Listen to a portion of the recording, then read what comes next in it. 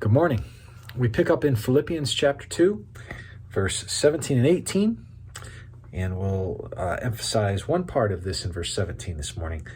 Even if I am to be poured out as a drink offering, Paul says, upon the sacrificial offering of your faith, I am glad and rejoice with you all.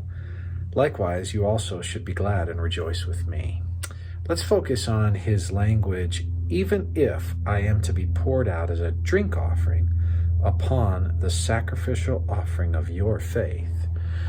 Paul obviously is very thankful for them. They have, as we referenced when we started the letter to the Philippians, they have supported him in ministry. They've got behind him and partnered with him in the gospel, such that was really the primary focus at the beginning. It's a focus at the end. I mentioned to you that this is like a teaching, almost like sermonic thank you note that's bookended by his thanksgiving for their participation in his gospel ministry. As he writes, he's writing from Rome and in prison, and he's pointing out here that his life is like being poured out like a drink offering. That's one verb. That verb is the verb spendo. Now, what does that word sound like in English? Well, we have an etymological link going back. It sounds like the word spend, to be spent, right? To be poured out, to be sacrificed in that way, to be emptied. Paul says, even if right now in my imprisonment, I'm just being poured out, he says. And he says, poured out upon the sacrificial offering of your faith. It's like he's doubling up sacrifices, right? In the Old Testament, you had sacrifices and then you had drink offerings libations that would be poured out. Sometimes it was the blood of the animals, or it could be another liquid of some kind that would be poured out. But what he's saying is almost like this doubled up sacrifice. He's saying, like, you guys are sacrificing in ministry. I'm sacrificing in ministry. It's like my sacrifice is being poured onto your sacrifice. We're sacrificing in ministry. We're being spent in ministry life together.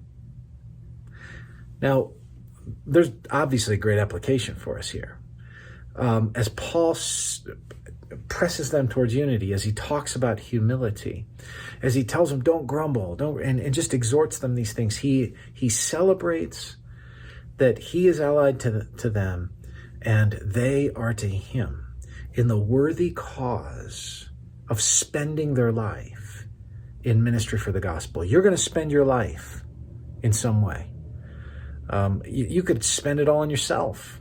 You could be self-focused and do only what you want to do with your time, efforts, and energy that maps on to whatever it is that gives you the most immediate pleasure in life. Or you could spend yourself for something else. And Paul says here, I'm spending myself for you. And in that way, you've already spent yourself for me. So there's a dual spending here. This is what the church that moves forward, the church that takes new ground for the kingdom, the church that advances in that way, the kingdom of God, is a church of people who are, to quote the Greek, spendoed.